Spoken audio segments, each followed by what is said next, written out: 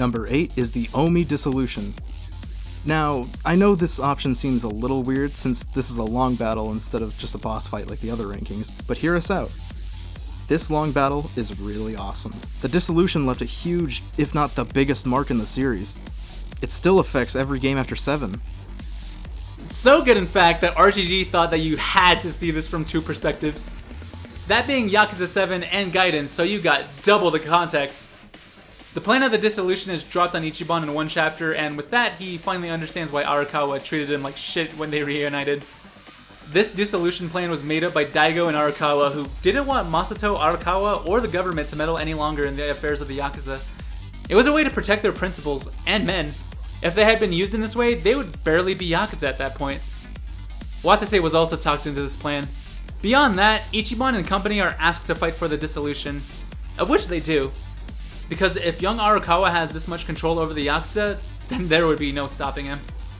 Meanwhile, on the other side of the Dissolution is Kiryu, who has been through some shit since he gave himself up to the politician who tried to bribe him into being quiet about the not-so-secret battleship. He's just been doing grunt work for the Daidoji faction, a secret shadow government organization that decides what's best for Japan, whether it's a good thing or not. Aside from that, Kiryu is forced by Tsuruno, Watase's right-hand man, to join them on getting the Dissolution going, but they have to get rid of a certain Omi Patriarch who wouldn't be down for any of the Dissolution bullshit. This side of the Dissolution that we will focus on a bit more is really cool and feels different from 7's side of the story. In 7's, it's like putting a wild animal down, but in Gaiden, it's more of a somber goodbye to both organizations that have been around since the first Yakuza. The fight itself, from 7's perspective, it's just an RPG long battle, and considering that you just beat Saejima and Majima, this definitely felt a lot easier, comparatively. Then after winning, things just feel earned instantly. I mean, until Arakawa dies, but that's besides the point. In Gaiden, however, this fight is drawn out to a way lengthier extent. You experience the fight like in 7 again, but from Kiryu's perspective. Side note, Kiryu's perspective of Ichi's side makes him and his friends look kind of ridiculous when you see them in the background. You have to defend Watase as Kiryu and then take the fight out further into the building.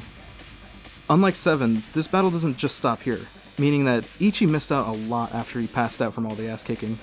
Gaiden extends the fight by taking it right to the front of Omi HQ. Shishido appears to object to the Dissolution after failing earlier. He gathers up the remaining Yakuza to set up a round 2 of their last-ditch effort in an attempt to take back their identities as Yakuza. This is a round 3 which really shows the heart that these guys had as a final push for their cause. But the legends put that cause to an end. The gameplay part of this is especially amazing for Gaiden since we get to experience some beat-em-up style gameplay in this fight.